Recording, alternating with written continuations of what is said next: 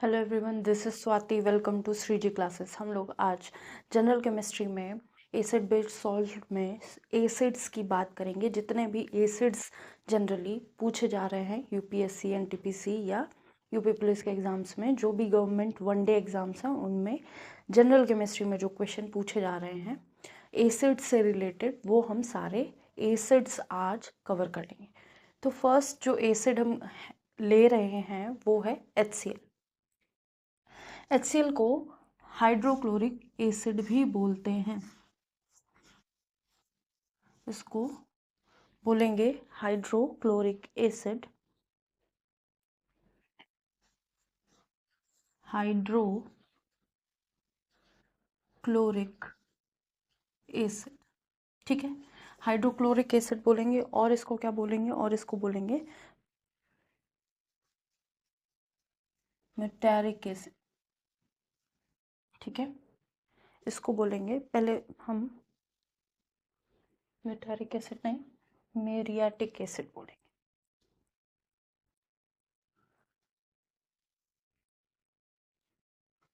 तो hydrochloric acid को क्या कहेंगे? HCl, hydrochloric acid, muriatic acid और spirit of salt.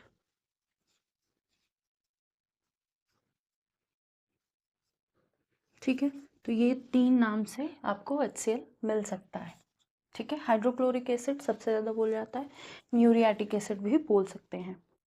Second, HCl found in stomach. HCl found in stomach, हमारी body में जो हमारा पेट है उसके अंदर HCl मिलता है। HCl क्या करता है? जो जर्म्स, मतलब हम बहुत सारी चीज़ें खा रहे हैं, उन सारी चीज़ों में अगर जर्म्स या भी कोई ऐसी चीज़ें होती हैं जो हमारी बॉडी के लिए बहुत अच्छी नहीं होती हैं, तो उनको क्या करता है? HCl डिस्ट्रॉय कर देता है। फर्दर आगे इंटेस्टाइन में डाइजेस्ट होने के लिए जो काइम बन जाता है बॉडी के अंदर, जैसे हम जो खाते हैं वो क्या होता है? बोलस बनता है, फिर काइल बनता है, फिर ऐसे करके हमारे स्टमक में जाता है। स्टमक में जाके और ज़्यादा एसिड उसमें मिलता है, हमारे खाने में डाइजेस्ट होता है, और जो जर्म्स वगैरह होते हैं उनको HCl रिमूव कर देता है। फिर आगे स्मॉल इंटेस्टाइन में हमारी जो खाना है वो जाता है। तो HCl क्या कर रहा है? जर्म्स वगैरह को मार रहा है। और जो गैस्ट्रिक जूस है उसमें ही मिला होता है कौन? HCl। तो HCl found in stomach, HCl is a part of gastric juice in stomach। Stomach के अंदर जो गैस्ट्रिक जूस की बात करते हैं उसमें HCl का भी कुछ पार्ट होता है, ठीक है। HCl क्या हो? HCl का जो एसिड pH है वो बहुत लो होता है, वेरी लो, 0 से 1 के बीच में हो सकता है, ठीक है।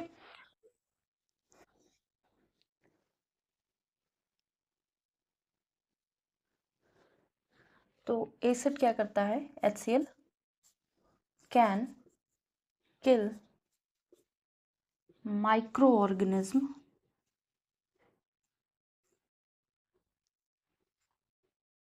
वो क्या HCl क्या करता है? किल करता है माइक्रो ऑर्गेनिज्म को प्रेजेंट इन आवर फूड,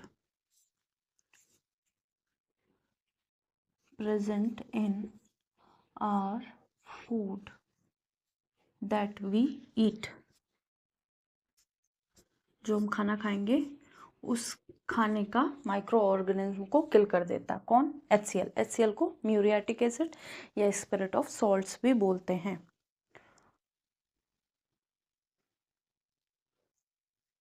ठीक है।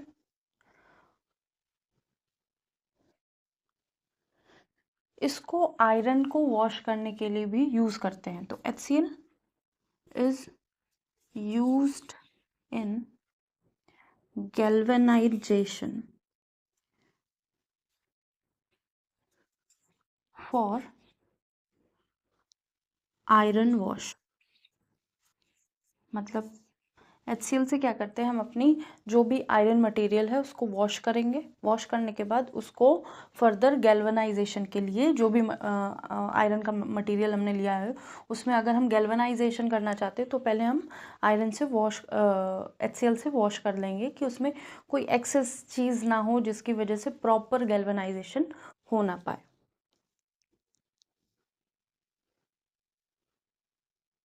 ठीक है, तो पहले क्या करेंगे, आयरन वॉश करेंगे, उसके बाद गैल्वेनाइजेशन होगा।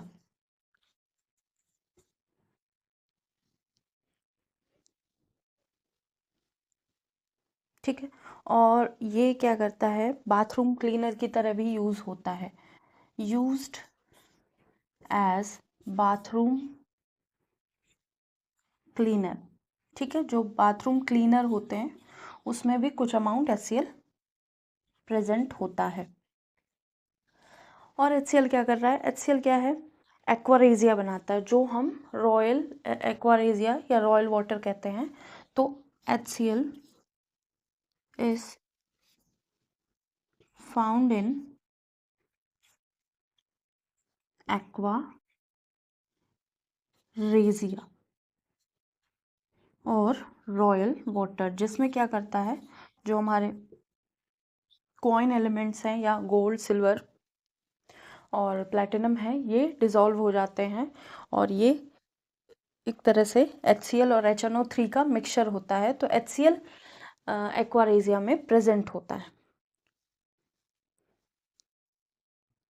तो हम एक्वारेजिया की बात कर लेते हैं।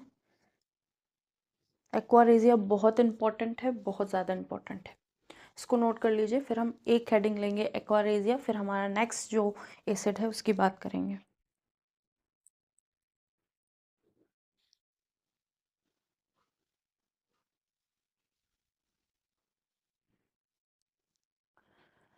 ये स्ट्रॉन्ग एसिड होता है। ठीक है, स्ट्रॉन्ग एसिड है, कोरोसिव नेचर का होता है। कोरोसिव नेचर मतलब अगर हम HCl डायरेक्टली अपनी स्किन पे या कहीं भी यूज़ कर देते हैं तो उसको ख़राब कर देगा, कोरो इन नेचर, कोरोड कर देगा। ठीक है, तो ये सारे फीचर्स हैं, ये सारे कैरेक्टर्स हैं किसके, HCl एसिड के, जो हमको पढ़ने हैं। तो होप सो नोट हो गया होगा। अब हम एक्वारेजिया की बात करेंगे। तो नेक्स्ट हम बात करेंगे एक्वारेजिया। एक्वारेजिया, एक्वारेजिया क्या है, कॉम्बिनेशन है, इसको रॉयल वाटर भी बोलते हैं, रॉयल वाटर।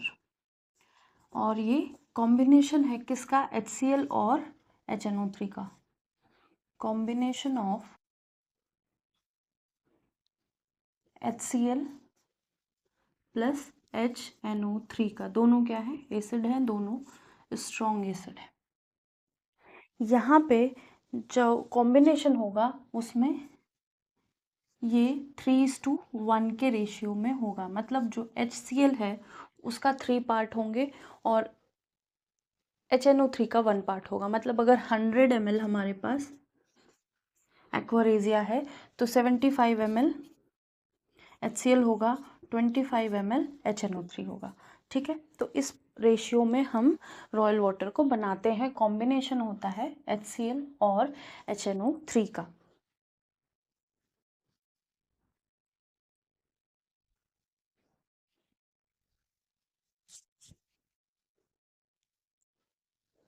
तो ये प्रॉपर रेशियो बनाया जाएगा तभी ये एक्वारेजिया कहलाएगा। और यहाँ क्या करते हैं हम, गोल्ड प्लैटिनम सिल्वर के जो हमारे पास ज्वेलरी वगैरह उसको क्लीन करने के लिए, उसको साफ करने के लिए और डिज़ोल्व करने के लिए यूज़ करते हैं।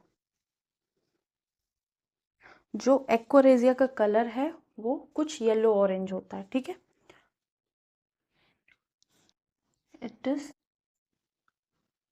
इट हैज कलर या its colour is, its colour is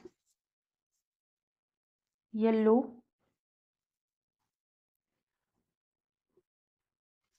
yellowish orange. ठीक है, कुछ येलो ऑरेंज जैसा दिख रहा होगा।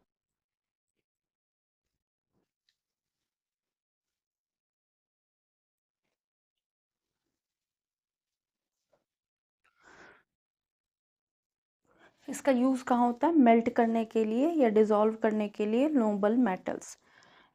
It is used to melt और dissolve noble metals. Noble metals क्या होते हैं? Gold, silver, platinum. जो किसी से रिएक्ट नहीं कर रहे होते हैं, जो किसी से जल्दी रिएक्ट नहीं कर रहे होते, वो क्या होंगे? Nobel metal. और वो एक्वारेजिया में डिसॉल्व और मेल्ट हो जाते हैं। उनका नाम क्या है? गोल्ड, सिल्वर और platinum. It is use to clean jewelries of gold, silver, platinum. ये प्लैटिनम की ज्वेलरी को साफ करने के लिए, सिल्वर और गोल्ड की ज्वेलरी को साफ करने के लिए यूज होता है।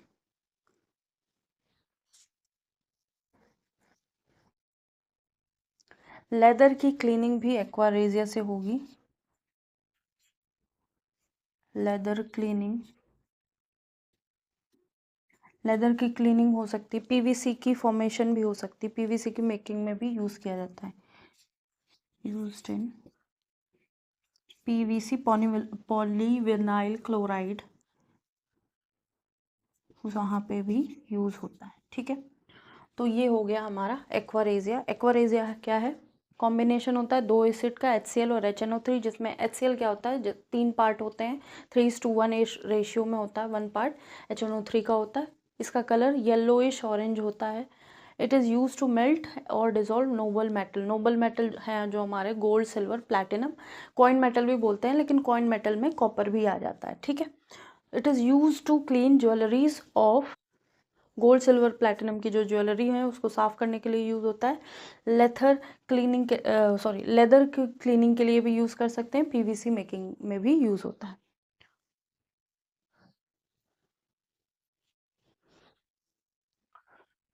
तो जब आप कहीं जाएं अपना गोल्ड, सिल्वर या प्लेटिनम की क्लीनिंग कराने, तो वो लोग एक वाटर जैसा रखते हैं, उसको आपकी ज्वेलरी पर डालते हैं और उस ज्वेलरी को क्या करते हैं? आपको दे देते हैं, बिल्कुल चमकती हुई ज्वेलरी मिलती है। वो जो वाटर होता है, उस वाटर को वो लोग फेंकते नहीं है, एक राख या ऐश का फॉर्म रखे रहते हैं, उसके ऊपर डालते हैं, जहाँ पे भी जो टाइनी पार्टिकल्स होते हैं आपके मटेरियल के, जो भी ज्वेलरी दी है आपने या जो भी कॉइन दिया है या कुछ भी गोल्ड, सिल्वर, प्लैटिनम का चीज़ें दी हैं, तो कुछ पार्टिकल उस रॉयल वाटर के अंदर रह जाते हैं। उस रॉयल वाटर को वो लोग राख में डाल देते हैं और उससे जो भी थोड़ा बहुत पार्टिकल होता है वो उनको मिल जाता है। बेसिकली जो अगर आप अच्छी जगह से करा रहे हैं, क्लीनिंग करा रहे हैं अपने ज्वेलरी की, तो ऐसा देखने को नहीं मिलेगा। लेकिन आप अगर कोई ऐसे ही घर में आ जाए, साफ़ कर दे आपकी ज्वेलरी, तो वो साफ़ हो जाएगी अच्छी तरह से। उसका कुछ ना कुछ पार्टिकल वो लेके चले जाएंगे। उतना वेट नहीं रहेगा आफ्टर क्लीनिंग बाय एक्वारेजिया। जो ज्वेलरी होगी उसका वेट कुछ कम हो जाएगा। उसको नोट कर लीजिए। इसके बाद हम सल्फ्यूरिक एसिड की बात करेंगे।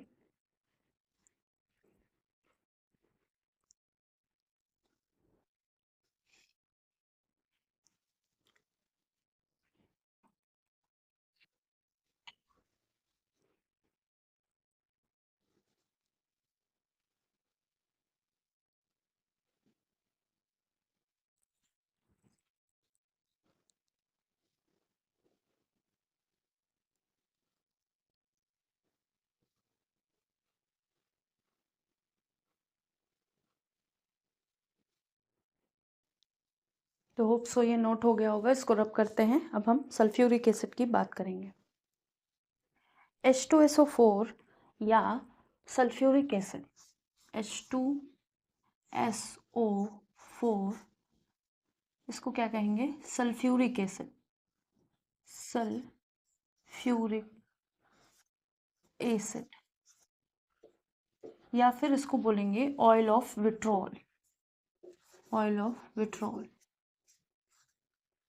ये क्या होता है? तेल का थोथा, ठीक है, हिंदी में इसको किंग ऑफ एसिड भी बोलते हैं।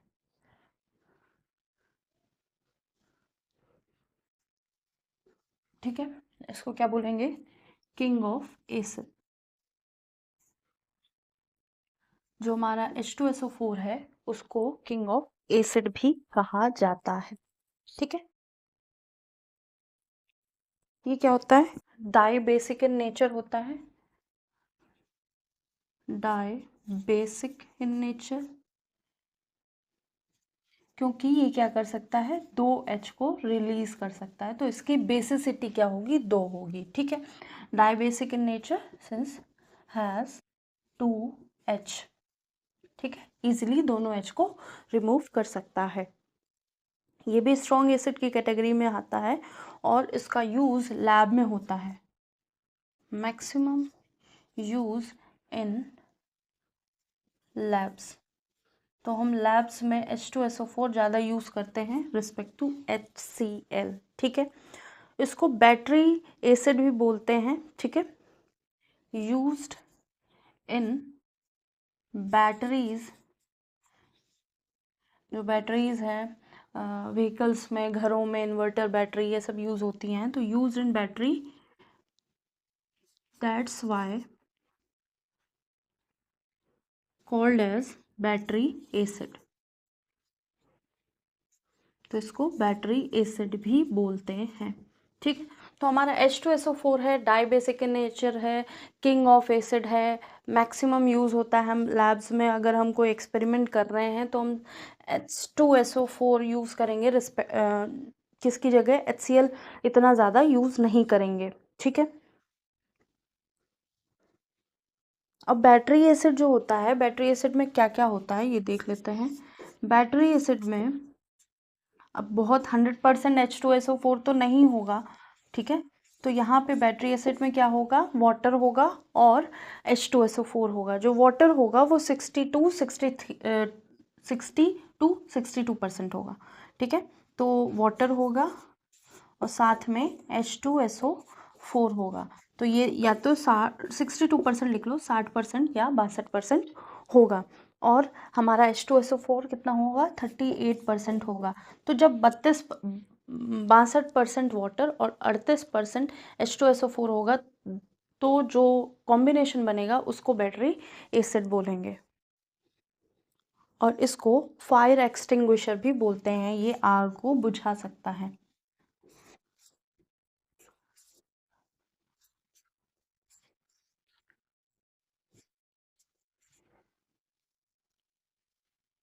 जो H2SO4 है, H2SO4 used as fire extinguisher,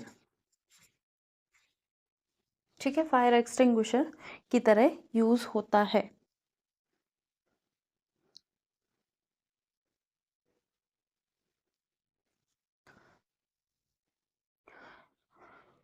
तो इसको नोट करिए, थोड़ा सा डिस्कस करेंगे फायर एक्सटिंग्विशर की तरह ये वर्क कैसे करेगा। ठीक है, तो यहाँ क्या होगा? जब हमारी आग लगती है या फायर कहीं होती है, तो पहली चीज़ क्या होगा? उसको सफिशिएंट अमाउंट में फ्यूल मिल रहा होगा जिसकी वजह से आग जल रही है, सफिशिएंट ऑक्सीजन मिल रहा होगा जिसकी वजह से आग जो है, फायर जो है बहुत तेज़ी से जल रही, क्योंकि उसको मीडियम भी मिल रहा है और उसको जिसकी वजह से ऑक्सीजन की वजह से वो और तेज़ी से अच्छे से जल रही है। ठीक है, तो और थर्ड चीज़ जो हमको चाहिए होती है किसी चीज़ को आग लगाने के लिए, इग्निशन टेम्परेचर। अगर हम किसी लकड़ी को आग लगाना चाहते हैं तो हमारे पास एनवायरनमेंट में ऑक्सीजन है, लकड़ी क्या है? फ्यूल है।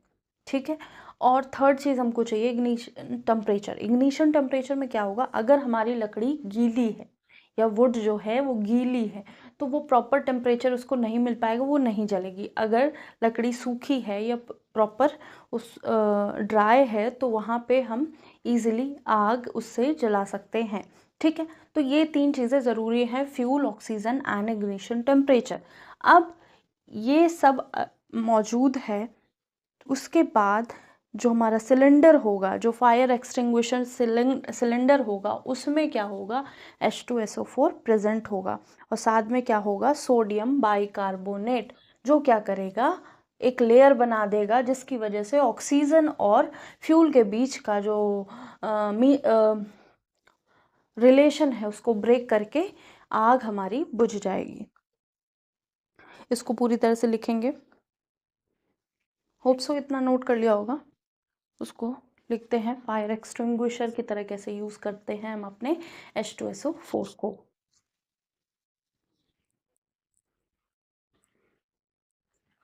तो फायर के लिए वी नीड,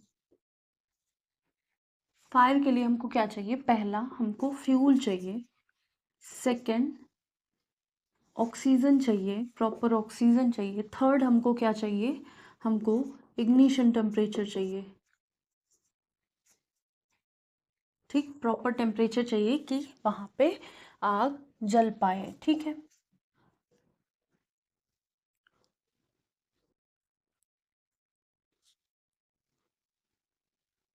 अब इनमें से फ्यूल, ऑक्सीजन या इग्निशन टेम्परेचर में कोई भी चीज़ नहीं होगी।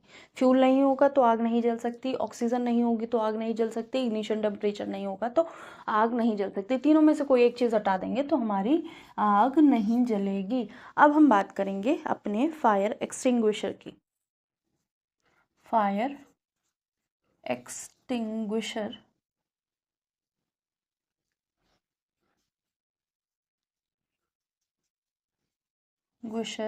सिलेंडर होता है हमारे पास,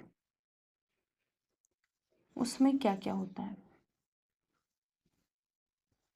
तो हम लोगों के पास एक ऐसे करके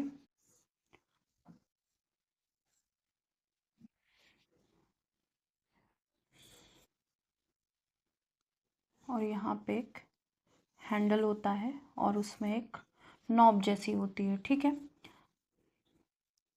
उस नॉब को प्रेस करके हम अपना सिलेंडर को जला सकते हैं।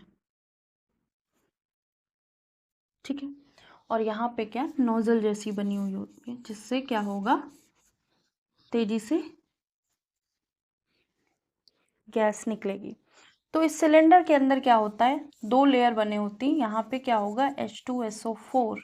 ठीक है, अंदर वाले में H2SO4 होगा, बाहर वाले में क्या होगा, NaHCO3, सोडियम बाइकार्बोनेट। ठीक है, जो सिलेंडर बना होगा उसमें क्या होगा, हम जब हमें कहीं आग लगी होगी, हम उसको बंद करना चाहते हैं तो हम फायर एक्सटिंग्विशर उठाएंगे, उसको थोड़ा सा शेक करेंगे या टिल्ट करेंगे और अपनी नॉब को प्रेस करेंगे तो बहुत तेजी से यहाँ से गैसेस निकलेंगी। तो ये जो H2SO4 है और NaHCO3 है, ये क्या करेगा, आपस में मिक्स हो जाएगा। ठीक है, तो क्या होगा, रिएक्शन होगी। ठीक है, तो रिएक्शन होगी, पहले हम लिख लेते हैं, ये क्या है हमारा H2SO4, ये क्या है, सोडियम बाइकार्बोनेट,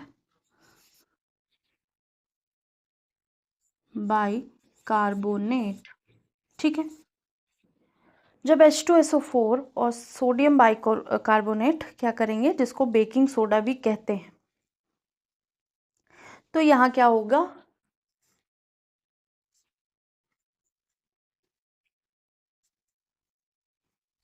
रिएक्शन होगा, रिएक्शन होगा।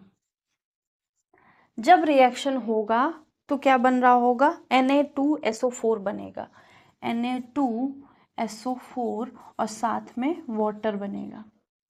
ठीक है, Na जब यहाँ पे शेक किया जाएगा या फिर जैसे भी है, इसको नॉब को प्रेस किया जाएगा, ये अंदर सिस्टम तुरंत रिएक्शन करेगा, क्या बनेगा, Na2SO4 प्लस H2O और साथ में CO2। ठीक है, तो जब CO2 बनेगा, ठीक है, तो CO2 क्या करेगा, O2 के सप्लाई को बंद कर देगा। तो जो यहाँ पे CO2 है,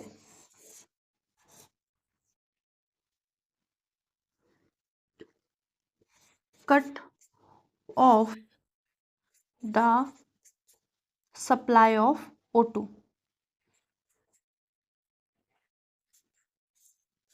ठीक है, O2 के सप्लाई को बंद कर देगा और हमारी आग बुझनी शुरू हो जाएगी। तो जो मेन है हमारा वो CO2 है यहाँ पे, ठीक है, मेन जो है CO2 है, और वाटर वेपर्स होते हैं इसलिए वो हमको वाटर की तरह दिख रहा होता है कुछ, ठीक है।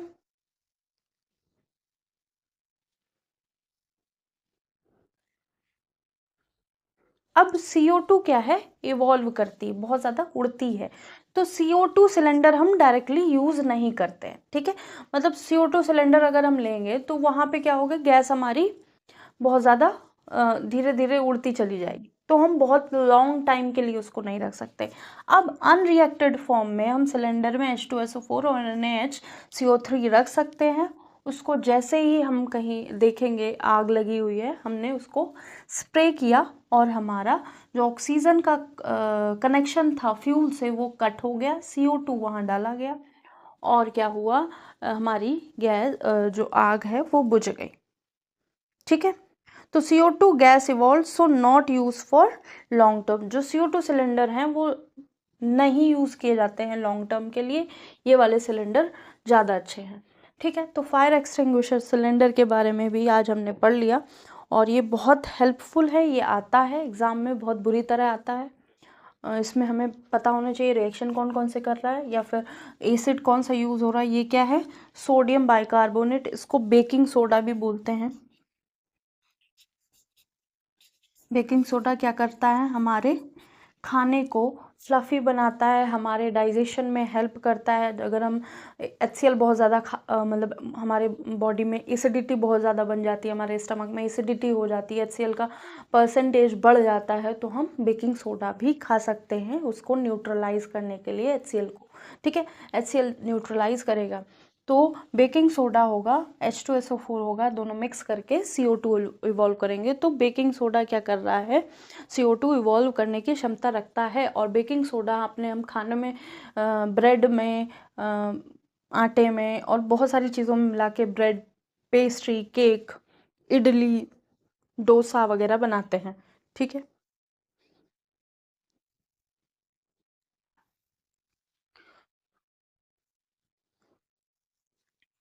अब यहाँ पे HCl का एक दो और प्रॉपर्टी लिखनी है या यूजेस लिखना है,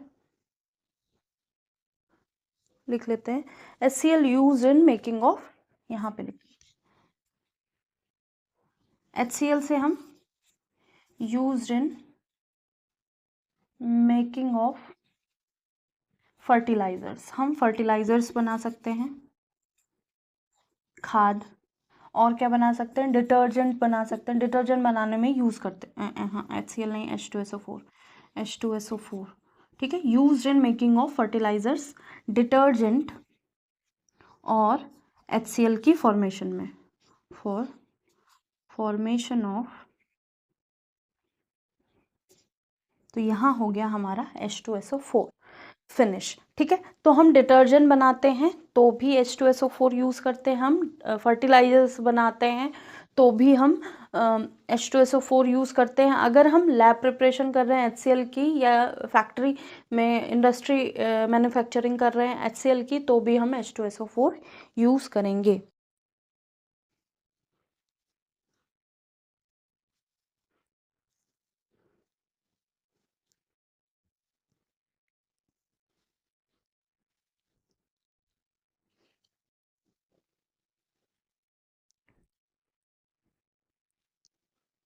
होप सो ये नोट कर लिया होगा। नेक्स्ट हम बात करेंगे HNO3 या नाइट्रिक एसिड की, ठीक है।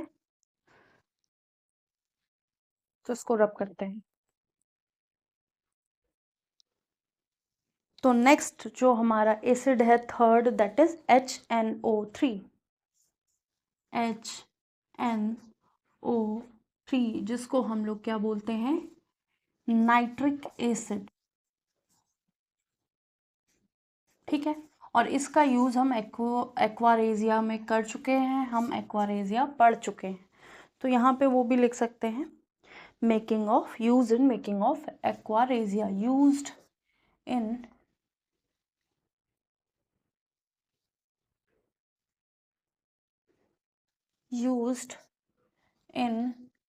मेकिंग ऑफ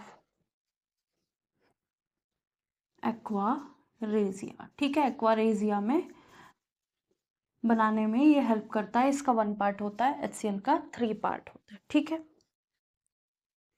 ये एक्सप्लोजिव थिंग, जो धमाकेदार चीज़ें होती है, जैसे पटाखे वटाखे होते हैं या बम वगैरह होते हैं, उसमें यूज़ की जाती है, तो used in making of explosive things. ठीक है, used in making of explosives, ठीक है, धमाकेदार चीज़ें। ठीक है, जैसे एग्जाम्पल है TNT, ट्राई नाइट्रोटोलीन, जिसको गन पाउडर भी बोलते हैं, TNT ट्राई नाइट्रोटोलीन। ठीक है, ट्राई नाइट्रोटोलीन, और जिसको बोलते हैं गन पाउडर। ठीक है, गन पाउडर क्या होता है, धमाकेदार चीज़ होती है जो HNO3 की हेल्प से हम बनाते हैं। ठीक है, अब TNT जो है, इसकी डिस्कवरी हुई थी कब, 1863 में, डिस्कवर्ड इन, कभी कभी पूछ लिया जाता है, 1863। ठीक है, TNT की डिस्कवरी 1863 में होगी, जोसेफ विल्ब्रांड नाम था उनका, बाय जोसेफ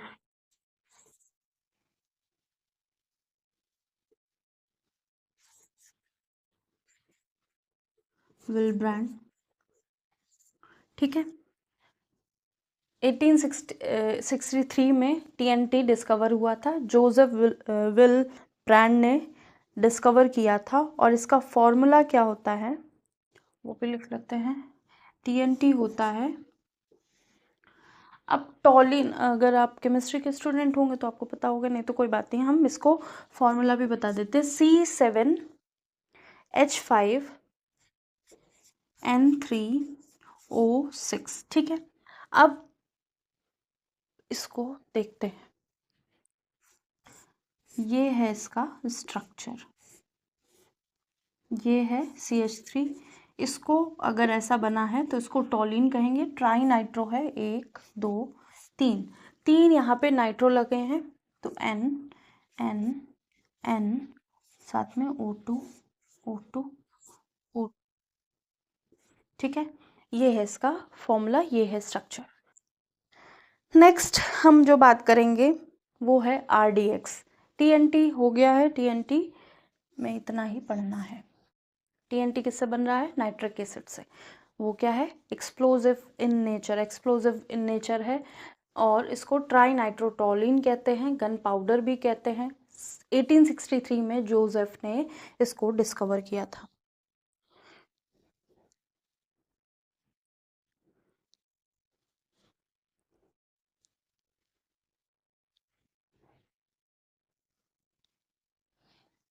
तीन हाइड्रोजन यहाँ है, एक हाइड्रोजन यहाँ, एक हाइड्रोजन यहाँ होगा। ठीक है, तो 5 हाइड्रोजन हो जाएंगे।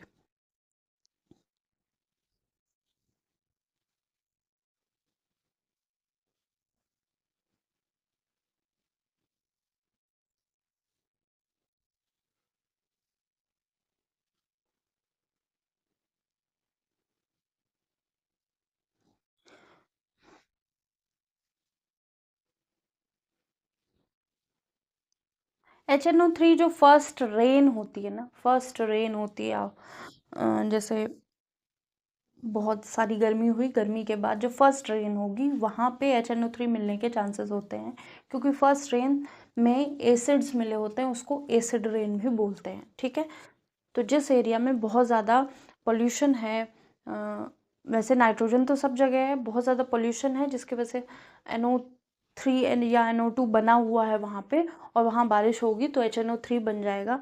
अगर वहाँ पे सल्फ़र SO2 होगा तो भी वाटर के साथ मिलके H2SO4 बन जाएगा, एसिड रेन हो जाएगी। तो एसिड रेन से पहले हमें RDX पढ़ना है, वो पढ़ेंगे, उसके बाद हम एसिड रेन की बात करेंगे। तो होप सो नोट हो गया होगा, इसको रब करते हैं।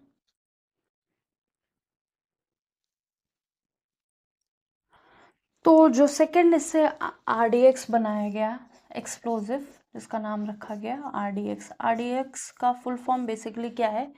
Research development and explosives. Research development and explosives, ठीक है। RDX इसी का फुल फॉर्म है। RDX का कोई धमाकेदार मीनिंग या फुल फॉर्म नहीं होता है कि डिस्ट्रॉय, ऐसा कुछ नहीं, ठीक है। तो बेसिकली क्या है, ये उस अथॉरिटी का नाम है जिसने RDX को बनाया था, ठीक है। जो केमिकल नेम है RDX का वो लिख लेते हैं। जिस अथॉरिटी ने बनाया था RDX को, उसका नाम था रिसर्च डेवलपमेंट एंड एक्सप्लोजिव्स, तो वहाँ उन लोगों ने उसको शॉर्ट फॉर्म में RDX नाम दे दिया। लेकिन जो केमिकल नेम है वो क्या है?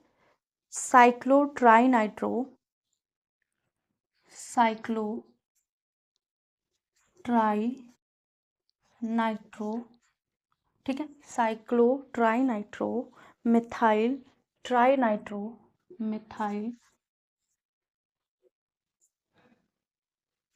ट्राइनाइट्रो, cyclotrinitro methyl tri nitro amine, ठीक है, ट्राइनाइट्रो अमीन, ये है इसका नाम।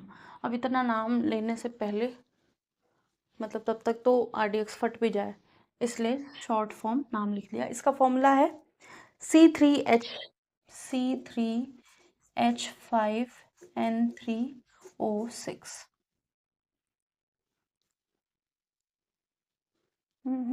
कुछ गलत हो गया क्या? C3H6 है, C3H6 साइक्लोट्राइनाइट्रोमिथाइल ट्राइनाइट्रोअमीन, ठीक है। ये है हमारा फॉर्मूला RDX का।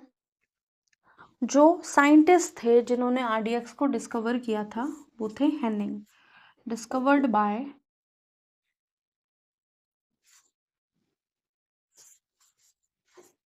हेनिंग, ठीक है। हेनिंग ने इसको डिस्कवर किया था।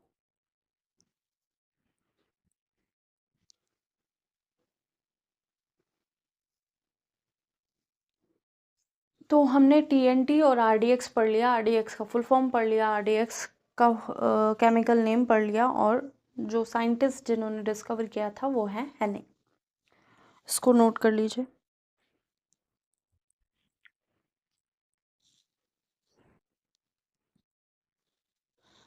तो हम लोगों ने 3 एसिड पढ़ लिए हैं, उनके कुछ एग्जाम्पल पढ़ लिए हैं, उनसे रिलेटेड जो चीज़ें पूछी जा रही हैं जैसे है एक्वारेजिया, TNT, ये भी हो गया, क्या कहते हैं, RDX एंड फायर एक्सटिंग्विशर, ये पढ़ लिया। अब हमें एसिड रेन पढ़ना है, फिर उसके बाद 5-6 तरह के और एसिड्स हैं, उनकी जो कुछ कुछ प्रॉपर्टीज़ हैं वो सारी लेके चलनी है, ठीक है।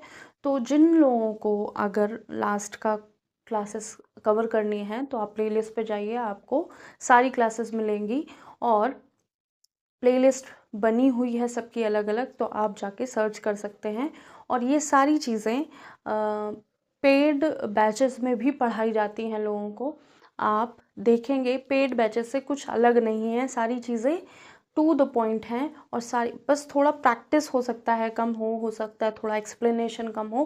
प्रैक्टिस हम लोग ये जैसे ही जनरल केमिस्ट्री ख़त्म होगी हम करना शुरू कर देंगे, जैसे हमारी फिज़िक्स में स्टार्ट हो गई है। फिज़िक्स में हम लोगों ने जो बहुत सारा पार्ट पूरा कर लिया है, केवल मैकेनिकल पार्ट है जो मैकेनिक्स का पार्ट है वो छोड़ दिया है, वो साथ साथ उसके मैकेनिक्स साथ साथ में उसके क्वेश्चन कराए जाएंगे, इसलिए उसको पहले ये पूरा कवर कर दिया। जैसे हीट है, इलेक्ट्रिसिटी है, ये सारी चीज़ें हम लोगों ने कवर कर ली हैं। प्लेलिस्ट बनी हुई है, आप जाके देख सकते हैं। उसके क्वेश्चंस भी हो रहे हैं और वो सारी प्रैक्टिस के साथ और फुल एक्सप्लेनेशन के साथ हो रहे हैं। हो सकता है क्वेश्चन 5 to 6 हों, लेकिन वो क्वेश्चन जो होंगे ना वो आपके सारे कॉन्सेप्ट क्लियर कर रहे होंगे। ठीक है, तो होप सो आपको क्लासेस समझ में आ रही होंगी, अच्छी लग रही होंगी क्लासेस, और आपका कुछ ना कुछ नॉलेज इन्हेंस हो रही होगी।